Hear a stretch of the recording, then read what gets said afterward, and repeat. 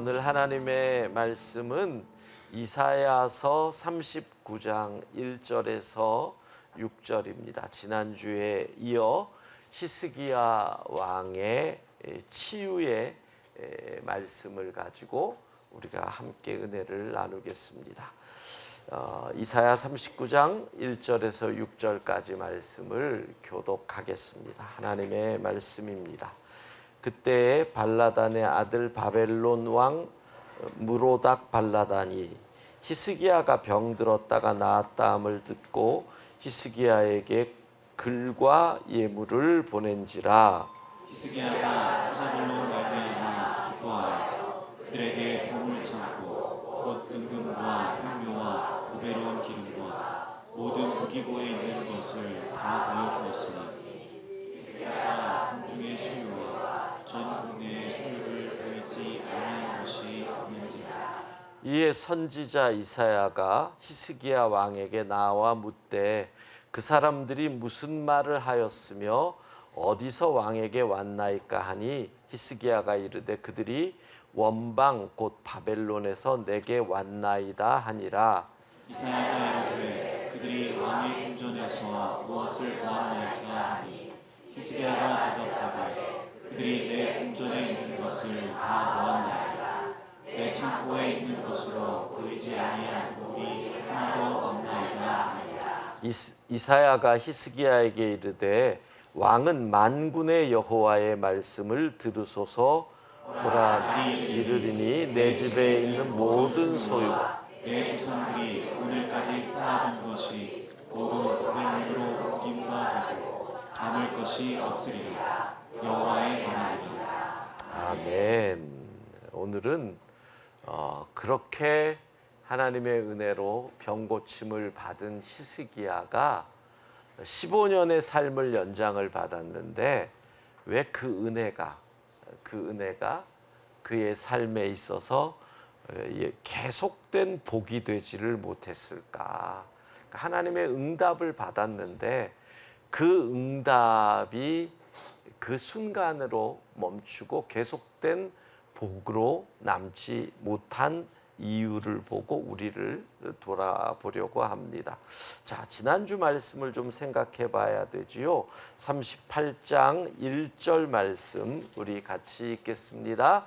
그때 히스기야가 병들어 죽게 되니 아모스의 아들 선지자 이사야가 나아가 그에게 이르되 여호와께서 이같이 말씀하시기를 너는 내 집에 누워나라 내가 죽고 살지 못하리라 하셨나이다 하니. 히스기야가 죽는다. 근데 1절에 이렇게 돼 있잖아요. 내가 죽고 살지 못하리라. 이 말씀이 그냥 너 죽어 그러면 되는데, 그러니까 두 번이잖아요. 너 죽어, 죽어 이 말이란 말이에요. 왜 이렇게 두 번이나 강조하여 히스기야에게 너 죽는다, 너 죽는다 하셨을까? 유대인들의 강조는 반복이다라는 해석도 있는데 저는 이 말씀의 의미가 예를 들면 너 아주 심한 병에 걸렸어. 잘못하면 죽어. 이렇게 선지자로부터 이야기를 들으면 어떻게 하겠어요? 아주 뛰어난 의사를 찾아가겠죠. 왕인데 뭐 주변에 탁월한 의사가 없겠어요. 근데 너 죽어, 반드시 죽어 라고 하시는 말씀은 사람은 방법이 없다. 너가 살 길은 하나님밖에 없다. 지금 너는 인간의 방법으로 해결이 안 되니까 하나님에게만 와야 한다. 그 의미가 담겨 있다는 거예요. 여러분, 그래요. 질병이 의사에게까지 갔는데 의사가 가망이 없다라고 할 때 바로 그때는 우리가 하나님 외에는 방법이 없습니다로 딱 나아가야 하는 거거든요. 그래서 히스기야의 선택이 38장 2절이잖아요. 같이 읽습니다.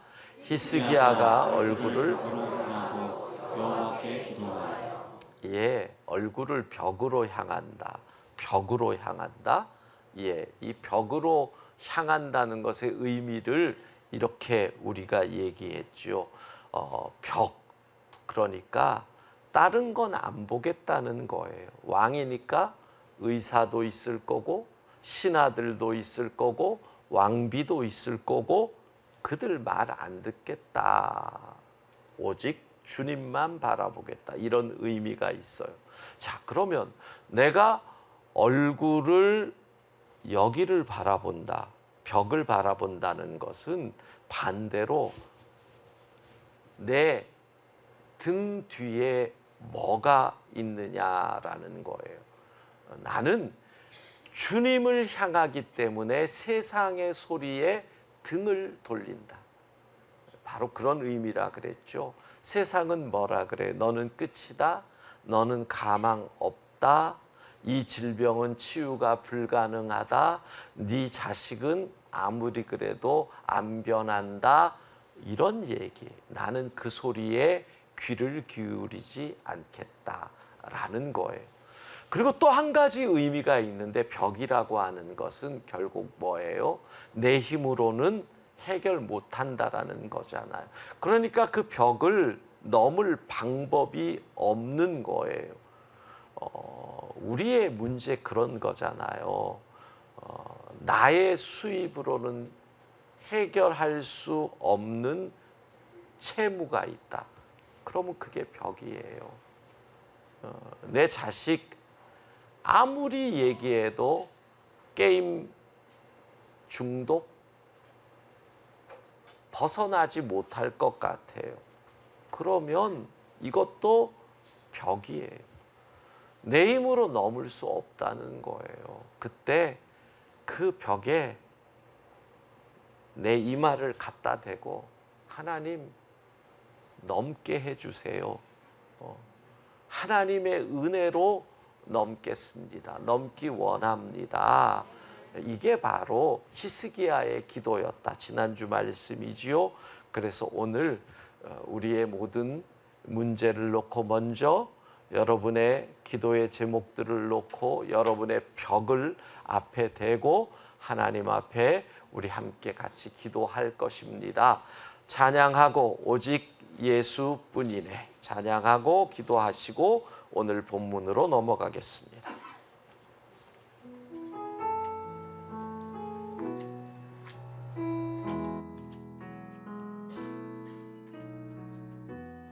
은혜 아니면 살아갈 수가 없네. 호흡마저도 다 주의 것이니 세상 평안과 위로 세상 평안과 위로 내게 없어도 예수 오직 예수뿐이네. 은혜 아니면 살아갈 수가 없네. 호흡마저도 다 주의 것이니 세상 평안과 위로 내게 없어도 예수 오직 예수뿐이네. 크신 계획 다 볼 수도 다 볼 수도 없고 작은 고난에 지쳐도 죽게 묶인 나의 모든 버티고 견디게 하시네. 은혜 아니면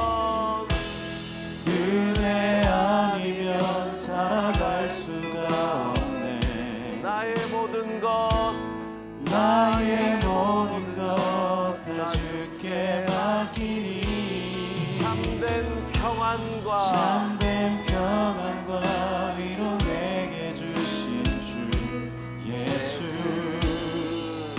오직 예수뿐이네. 우리 이 시간에 같이 벽을 향하여 내 힘으로 넘을 수 없는 벽, 또 오직 주님만 바라보겠다는 심정으로 육체의 연약함도 내놓겠습니다. 경제적인 문제도 하나님 앞에 내놓겠습니다. 자녀들의 일들도 하나님 앞에 내어놓겠습니다. 우리가 이 시간 간절히 기도할 때 히스기야를 살려주신 하나님의 은혜가 우리에게 임할 줄로 믿습니다. 우리 주여 한번 부르고 간절히 기도합니다. 주여, 하나님, 오직 주의 은혜를 구합니다. 안 된다고 말하는 세상의 소리에 하나님, 할 수 없다고 하는 것에 우리가 힘을 돌리고 오직 주의 우리 힘으로 넘기 어려운 문제, 건강의 문제, 경제적인 문제, 가정의 문제, 자녀들의 문제,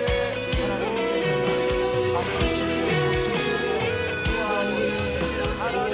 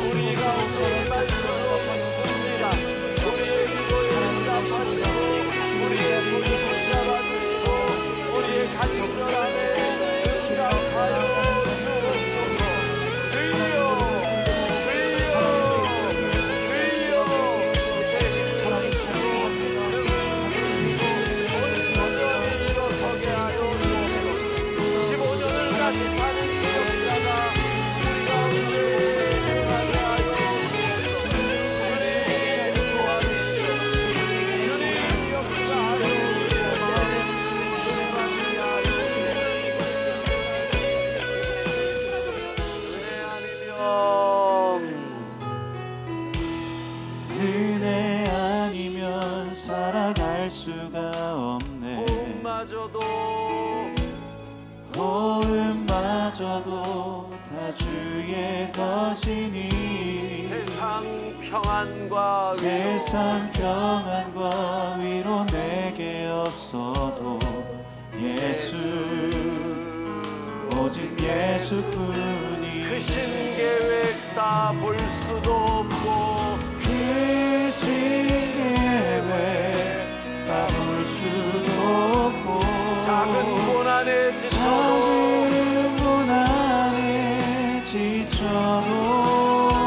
죽게 묶인 나의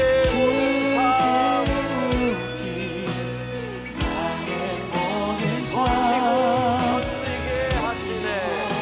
견디게 하시네. 은혜 아니면 살아갈 수가 없네. 은혜 아니면 살아갈 수가 없네. 나의 모든 것 다 주께 맡기니 참된 평안과 위로 내게 주신 예수 오직 예수뿐이네. 아멘. 자, 오늘 본문은 응답을 받은 이후에 우리가 어떻게 해야 이 응답의 축복이 계속될 수 있는지를 알려주는 본문이에요. 어떤 경우에 이 히스기야의 경우는 하나님의 응답이 도리어 히스기야를 교만하게 만든 케이스거든요. 그러니까 응답을 해주셨어요. 그러면 감사하잖아요. 그러면 그 은혜가 임하면 우리가 온유하고 겸손해져야 되는데 이게 응답이 내게 주신 특권처럼 생각이 되어질 수 있다는 거죠. 그 대표적인 얘기가 마태복음 18장에 나오는 1만 달란트 받은 종의 비유거든요. 1만 달란트를 빚진 탕감받은 종, 1만 달란트 나중에 설명 들어보세요. 뭐라고 설명이 되어 있느냐면 한 사람이 15만 년 동안 받는 임금이래요. 몇 년이요? 15만 년. 예. 15만 년간 받는 이 돈을 왕에게 빌렸다가 탕감받잖아요.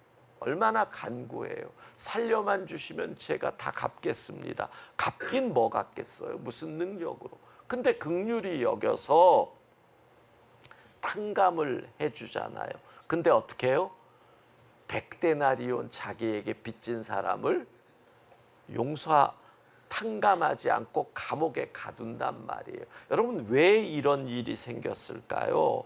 응답 받았거든요. 은혜를 받았잖아요. 근데 그 은혜를, 그 응답을 자기의 특권처럼 생각한 거예요. 뭐 이런 거죠. 야, 내가 임금님하고 얼마나 친한지 알았지, 아샤? 임금님이 10,000달란트 빚도 다 없는 걸로 해줬어. 임금님이랑 나랑 이런 관계야.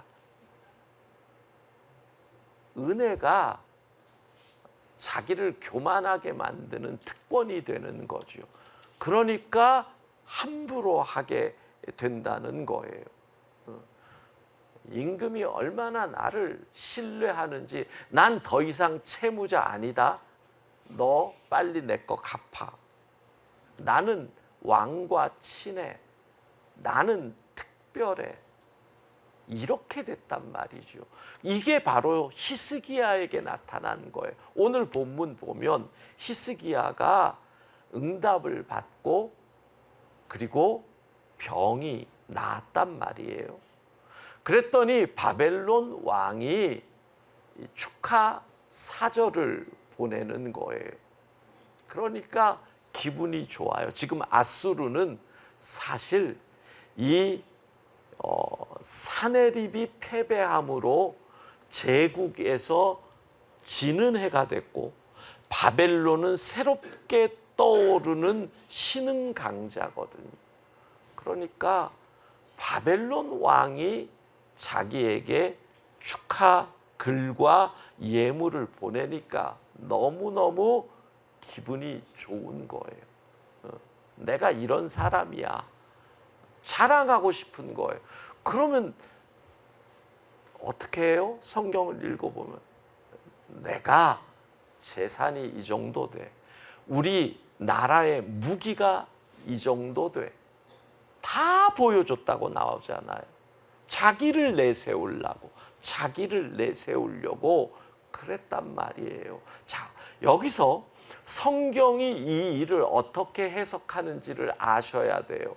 역대하 32장 24절 25절 같이 읽습니다. 그때 히스기야 병들어 죽게 되었으므로 여호와께 기도하매 여호와께서 그에게 대답하시고 또 이적을 보이셨으니 25절 히스기야가 마음이 교하여 그 받은 은혜를 보답하지 아니하므로 진노가 그와 유다와 예루살렘에 내리게 되었더니. 예, 아까 말했죠. 교만, 은혜를 나에게만 주신 특권처럼 사실 특권이지만 그게 잘못된 교만의 특권이 돼버리잖아요. 그 다음 나오는 게 뭐예요? 여호와께 보답하지 아니하였다. 그 은혜를. 이게 중요해요. 이 보답이라는 거 오늘 여러분들이 생각하셔야 할 말이에요. 보답이라는 말이 가말이라고 하는 히브리어인데 가말은 이런 것이에요. 완전히 같은 값을 치른다는 거예요.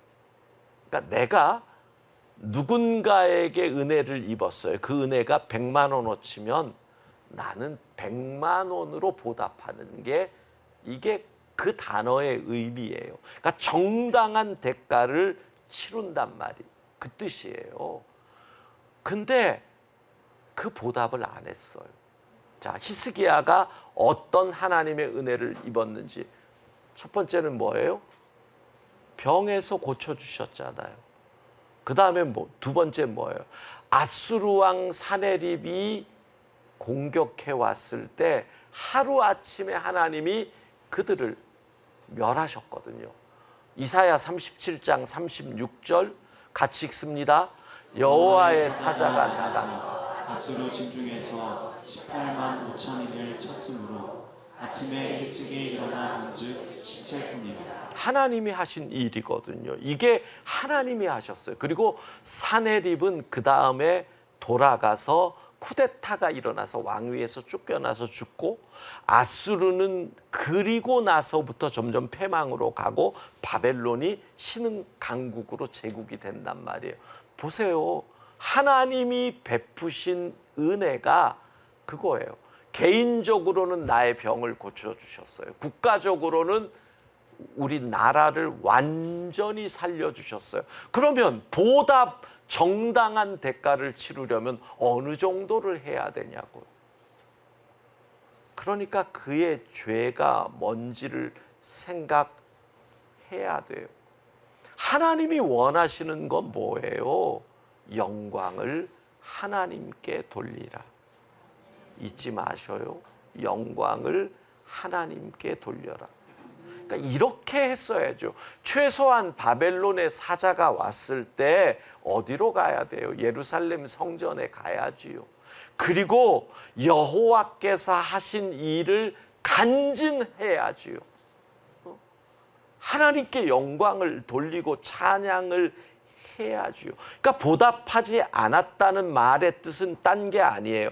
하나님께 드려져야 할 영광의 몫을 내가 갈취했다. 얼마나 이 일이 크냐라는 거예요. 이유는 뭐예요? 하나님이 응답하셨는데 그 응답이 마치 내가 왕이기 때문에 내게 베풀어 주셨다. 교만 이렇게 된 거예요. 그러니까 결국 우리가 간구하는 것보다 은혜를 갚는 게 더 어려운 거예요. 여러분, 우리가 하나님의 은혜에 보답하려면 어떻게 해야 돼요? 보답, 가말, 정당한 대가.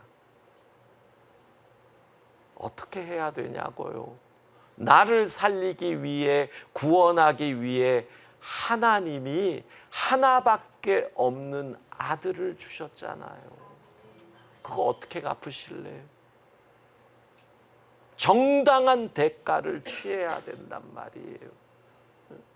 은혜를 잊지 않고 은혜를 고백하고 은혜를 기억하고 하나님께 영광 돌리는 것, 이것이 받은 복을 끝까지 누리는 비결인 줄로 믿습니다.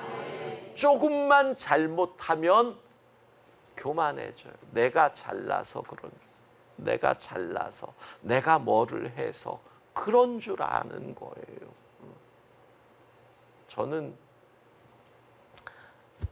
늘 조심스러운 게, 성전 건축이 끝나고 난 다음에 혹시나 이 건축의 과정 속에서 일어나고 이 진행되고 이렇고 잘 끝난 다음에 혹시라도 내가 하나님이 받아야 할 영광을 조금이라도 가로채는 일이 생길까, 저는 그게 늘 긴장되고 조심스러운 일이에요.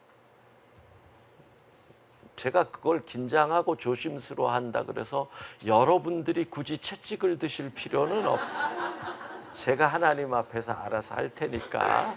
예, 예. 근데 그게 늘 조심스러워. 늘 조심스러워. 이것이 잘 이루어지고 우리가 입당하고 함께 예배드리면 이거는 전적인 하나님의 은혜인 줄로 믿습니다. 우리가 감격할 일은 이 건축을 위해서 우리가 도구가 되었다는 그 자체가 감사한 것뿐이에요. 예, 모두가 그래요. 오죽하면 인간이 전에 한번 얘기했잖아요. 제주에서 성전 건축을 하고 나서 제가 그랬어요. 그때까지만 해도 2007년 그때까지만 해도 요즘은 난리가 나겠네요. 건축이 끝나고 나면 교회들이 당회장에게 금 열쇠를 선물로 했어요. 이게 이제 성전의 열쇠라고 해가지고 열쇠 크면은 이게 몇십 돈 되잖아요. 요즘은 상상도 못하죠. 금값이 하도 비싸니까. 근데 제가 그랬어요. 하지 마라. 감사패 하지 마라. 아무것도 안 받겠다. 이건 하나님이 하신 일이니까 나나 누구도 나오지 않아. 그래서 감사패는 제주 성안교회에서 그거는 외부 분들에게만, 누구? 건축회사 사장님, 설계사 대표, 감리, 이런 분들한테 우리가 예의를 표하기 위해서 하고 나머지는 하나도 안 했어. 진짜 끝나니까 아무것도 안 하대요. 하지 말라니까 진짜 아무것도 안 하더라고요. 그러니까 나중에는 그래도 이렇게 안 하냐? 이런 생각이 드는데 시간이 지날수록 너무 감사한 거예요. 왜? 그러면 뭐 하늘에 다 하나님이, 그걸로 하나님이 영광 받으시면 나머지 복은 하나님이 내게 알아서 주실 것이니까. 아멘 하셨으니 이번에도 없겠구나. 예, 그런 거예요. 늘 고민해야 돼요. 씨름해야 돼요. 은혜를 받고 내가 하나님께 돌려야 할 것을 조금이라도 가로채지 않도록 하는 것. 그랬을 때 그 은혜가 끝까지 복으로 우리에게 임하는 줄로 믿습니다. 여러분들도 생각해 보세요. 여러분의 인생에 하나님이 주신 은혜와 기도의 응답과 이런 게 한두 가지인가요? 근데 어느 순간 그렇게 되지 않았어요? 그렇게 응답하시는 게 당연한 것처럼 되지 않았어요? 그렇게 간절히 간구했는데 일단 응답 받은 다음에는 화장실에서 나온 사람 마음처럼 되지 않았느냐라는 거예요. 히스기야는 거기서 무너져 버리는, 거기서 무너져. 병이 나은 걸로 기뻐가지고 팔짝팔짝 뛰다가 하나님께 돌릴 영광을 안 돌렸는데 성경은 그것은 가로챈 거다 이렇게 얘기해요. 언제나 하나님께 돌릴 수 있는 영광을 하나님께 돌릴 수 있기를 바랍니다. 오늘 우리가 그 은혜를 하나님께 돌릴 수 있도록 결단하면서 은혜를 기억하게 하옵소서. 은혜를 잊지 않고 우리가 살면서 늘 은혜 속에서 하나님께 영광 돌리게 해달라고 기도할 것인데, 찬양하고 기도하고 또 말씀을 이어가겠습니다. 오직 주의 은혜로.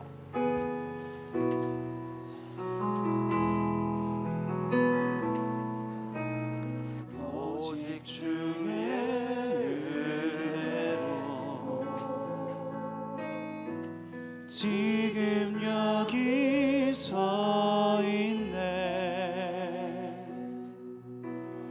한없는 경배, 한없는 찬양, 내 영혼 예배드리네.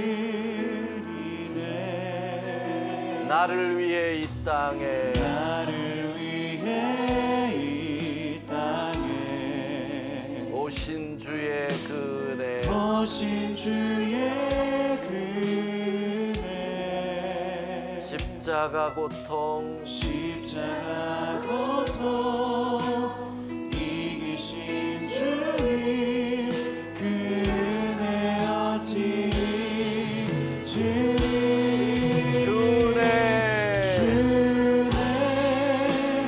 날 채우시네 주네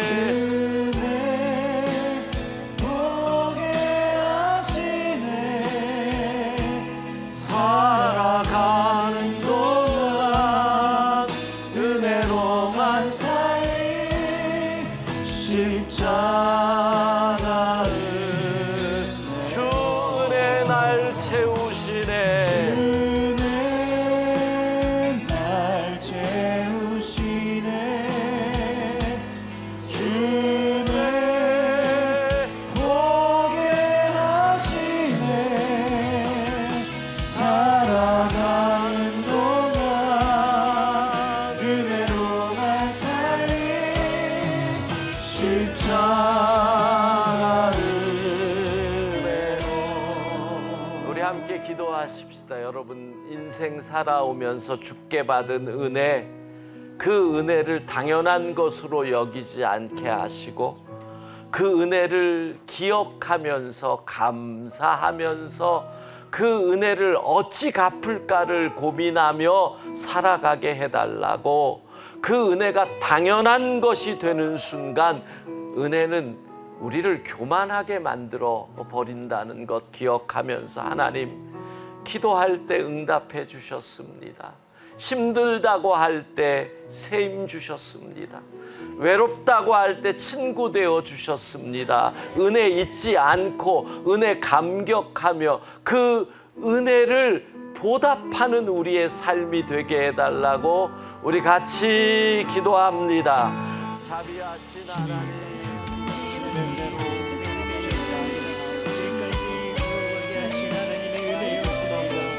여기까지 오는 것이 주의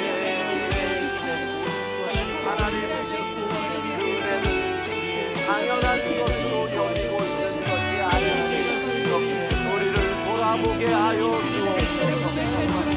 하나님이 지켜주셨고 하나님이 붙잡아 주셨고 하나님이 힘이 되어 주셨고 하나님이 등 두들겨 주셨고 때로는 업어 주셨고 하나님이 손잡아 이끌어 주셔서 여기까지 왔건만 하나님 그 은혜를 잊어버리고 교만하여 우리가 도리어 은혜가 화가 되지 않도록 하나님 이 밤에 기도합니다. 은혜를 기억하게 하여 주옵소서. 이 밤에 기도합니다. 하나님의 은혜를 고백하게 하여 주옵소서. 은혜를 간증하게 하여 주옵소서. 하나님 우리가 아플 때 힘이 되어주신 하나님의 은혜를 기억하시옵소서. 우리가 힘들다고 할 때 붙잡아주시고 세워주신 하나님의 은혜에 감사합니다. 자녀들의 문제로 고민할 때 자녀를 품에 안아주신 하나님의 은혜에 감사합니다. 하나님 잊지 않게 하시고 그 은혜를 기억하며 그 은혜를 찬양하며 그 은혜를 고백하며 그 은혜를 간증하며 살아갈 수 있도록 하나님 우리를 지켜주시고 인도하여 주시기를 원합니다. 하나님 간절히 기도합니다. 하나님 우리의 삶이 은혜 가운데 거하는 삶이 되게 하여 주옵소서. 히스기야와 같이 그 은혜가 특권인 것처럼 교만하여 절망과 해망의 길로 가지 않도록 하나님 주께서 베풀어 주신 그 은혜를 내 삶 속에서 어떻게 하든 기억하며 감격하며 살아갈 수 있도록 오늘 이 밤이 은혜를 기억하고 은혜에 감사하고 은혜를 갚겠다고 결단하고 은혜 가운데 거하겠다고 결단하며 기도하며 다짐하는 이 밤이 되게 하여 주시고 그 은혜가 우리의 인생의 복이 될 수 있도록 주님 역사하여 주옵소서. 주님 인도하여 주옵소서. 주님 우리에게 인생을 인도하여 주옵소서. 주네 날 채우시네. 주네 보게 하시네. 살아가는 동안 은혜로만 살리 십자가 주네 날 채우시네.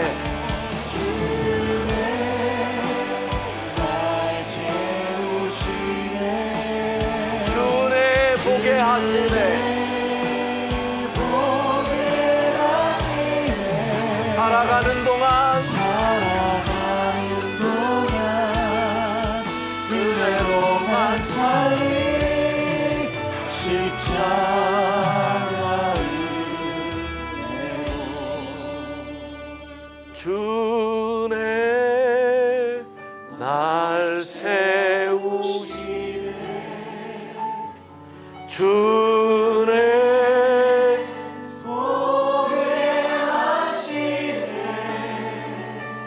살아가는 동안 은혜로만 살리 십자가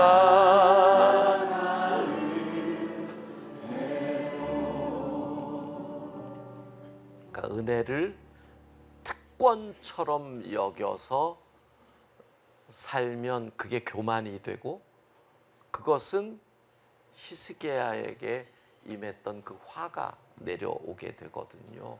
그러니까 은혜가, 응답이 우리의 삶의 끝까지 복이 되려면 은혜에 대한 고백, 은혜에 대한 정당한 대가, 아무리 해도 못 하죠.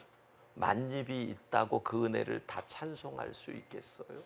그러나 염치 있게 살자. 은혜를 기억하고 갚으려고 염치 있게, 옆에 있는 분들에게 염치 있게 삽시다. 염치 있게 삽시다. 예, 잠이 확 깨죠. 예, 염치 있게. 자, 그래서 은혜를 안 잊으려면 어떻게 해야 되느냐? 은혜를 안 잊으려면 어떻게 해야 되느냐? 이게 이제 우리의 오늘 과제지요. 그게 마침 요즘 새벽 기도하는 시편 107편에 그 내용이 나와서 다시 하도록 하겠습니다. 새벽 기도니까 여호와께 감사하라. 그는 선하시며 그의 인자하심이 영원하리로다. 입만 뻐끔뻐끔. 예, 자, 시편 107편 21절 22절 같이 읽습니다. 여호와의 인자하심과 인생의 행하신 기적으로 말미암아 그를 찬송할지어다. 감사제를 드리며 하신 일을 선포할지어다. 예, 그 은혜를 잊지 않기 위해서 시편 기자는 감사제를 드리라 이렇게 얘기를 해요. 감사제는 화목제라 그랬잖아요. 화목제는 세 가지 종류가 있단 말이에요. 구약 성경에 보면 하나는 감사제, 감사한 일이 있을 때 하나님께 드리는 것.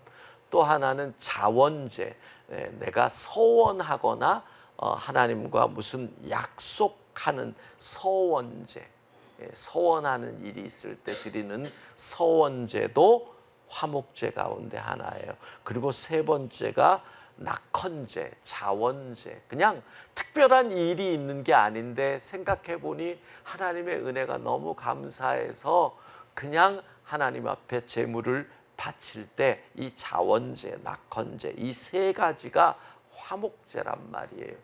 자, 그런데 이 화목제는 그랬잖아요. 소를 잡든지 양을 잡든지 그날 다 먹어야 된다. 그날 다 먹어야 되는 거예요. 그럼 그날 다 먹으려면 어떻게 해야 돼요? 이웃과 나눠야 되는 거지요. 그럼 나눌 때 뭐예요? 그냥 나눈 게 아니라 하나님이 하신 일을 선포하라. 그 자리가 그냥 먹고 마시고 즐기는 자리가 아니라 하나님의 은혜를 간증하는 자리가 되어야 한다는 거예요.